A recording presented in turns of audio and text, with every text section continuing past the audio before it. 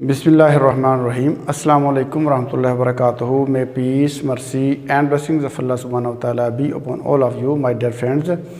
हम अपनी रोज़मर्रा ज़िंदगी में अक्सर ऐसे जुमले इस्तेमाल करते हैं कि चलो मान लिया कि तुम वहाँ नहीं गए, चलो मान लिया कि तुम उससे मिले थे, चलो मान लिया कि तुमने चोरी नहीं की, चलो मान लेते हैं कि तुम उससे नहीं मिले। इस तरह के जुमले हम अपनी रोज़मर्रा ज़िंदगी में अक्सर बोलते रहते हैं। आज हम इन जुमलों का स्ट्रक्चर देखते हैं और देखते हैं कि इनको हम किस तरीके से बना सकते हैं।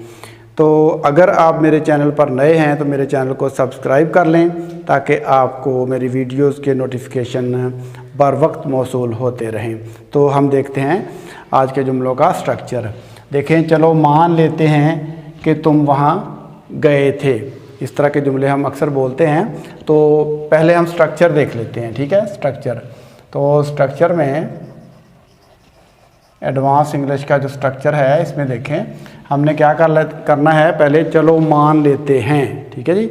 लेट्स से दैट, चलो मान लेते हैं को अंग्रेजी में कहेंगे लेट्स मतलब लेट्स से दैट। ये तो हो गया, चलो मान लेते हैं। उसके बाद हमने क्या करना है, उसके बाद हमने बाकी का सेंटेंस लिख देना है, ठीक हो गया जी। ये सिंपल सा स्ट्रक्चर है, लेट्स से दैट, और उसके बाद हमने बाकी का जो सेंटेंस है वो मुकम्मल कर देना है। उसमें जो भी टेंस आएगा उसको हम इस्तेमाल कर लेंगे, ठीक हो गया। अब देखें जी, चलो मान लेते हैं, या इसमें चलो मान लेते हैं और चलो मान लिया, दोनों के लिए एक ही है, लेट्स से दैट। चलो मान लिया या चलो मान लेते हैं, दोनों के लिए यही हमने इस्तेमाल करना है। लेट्स, यही एक्सप्रेशन इस्तेमाल करना है, लेट्स से दैट। ये दोनों के लिए इस्तेमाल हो जाएगा, ठीक है जी। चलो मान लेते हैं कि तुम वहाँ गए थे, let's say that you went there. Let's say that, first sentence, let's say that you went there. तो चलो मान लिया या मान लेते हैं कि तुम वहाँ गए थे। नेक्स्ट सेंटेंस हम देखते हैं, चलो मान लिया कि हम कहीं मिले थे। Let's say that we met somewhere. Let's say that we met somewhere. Let's say that we met somewhere. चलो मान लिया कि हम कहीं मिले थे।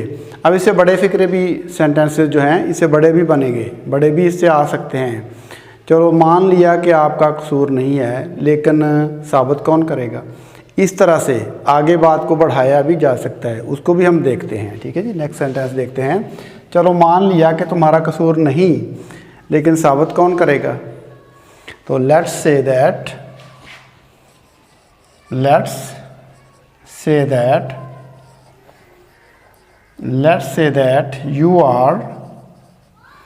you are not at fault,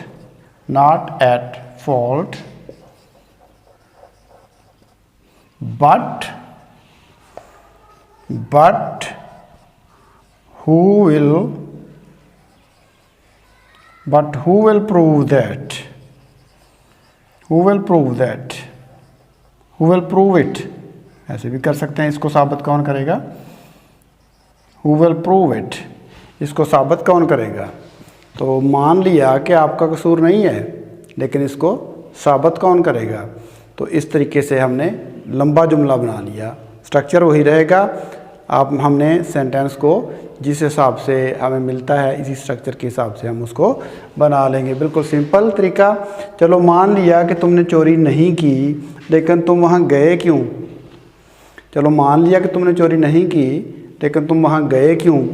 let's say you didn't steel,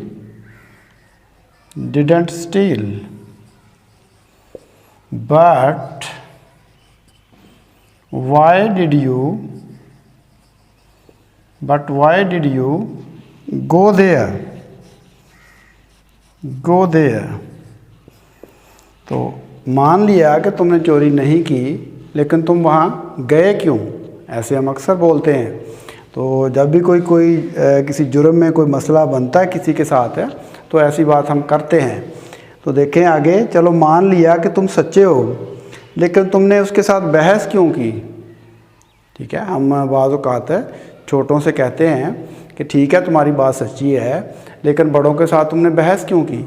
इस तरह के जुमले भी हम बोलते हैं। तो देखें, इसको हम लिखते हैं, लेट्स से, यही लिख देता हूँ, let's say you are truthful लिख देते हैं, ट्रूथफुल, सच्चे हो, ट्रूथफुल। या यू आर राइट भी हम लिख सकते हैं, let's say you are right. ठीक है, let's say you are right, इसका मतलब है कि तुम सच्चे हो। Let's say you are truthful, ठीक है, इसका मतलब है मान लिया कि तुम सच्चे हो, मान लिया कि तुम सही बात कर रहे हो। Let's say you are right, let's say you are truthful. तो लेकिन तुमने उसके साथ बहस क्यों की? But why did you argue with him? तो मान लिया, चलो मान लिया कि तुम सच्चे हो, लेकिन तुमने उसके साथ बहस क्यों की? तो इस तरीके से हम मुख्तलिफ सेंटेंसेस बना सकते हैं, और सेंटेंसेस जो भी जहन में आए इसी स्ट्रक्चर के तहत वो बनेगा। बहुत सारे सेंटेंसेस हमारी ज़िंदगी में इस तरह से हम बोलते हैं, और बेशुमार मौक़े पे इस तरह के सेंटेंसेस बोलते हैं। तो इनके लिए सिंपल सा स्ट्रक्चर है कि हमने क्या करना है कि लेट्स से दैट लगाना है, चलो मान लिया के लिए, उसके बाद बाकी का सेंटेंस लगा देना है। तो इससे हमारा मसला हल हो गया। और इस स्ट्रक्चर को सीखने से हम रोज़मर्रा ज़िंदगी में ये जो एक पैटर्न, इस पैटर्न के जुमले हैं उनको हम आसानी से बोल सकते हैं, लिखने की ज़रूरत पड़े तो लिख भी सकते हैं। तो ये था हमारा आज का लेक्चर। उम्मीद है कि आपको पसंद आया होगा। फिल वक्त साहब से इजाज़त चाहते हैं। अल्लाह हाफिज़। अस्सलामु अलैकुम वरहमतुल्लाहि वबरकातुहू।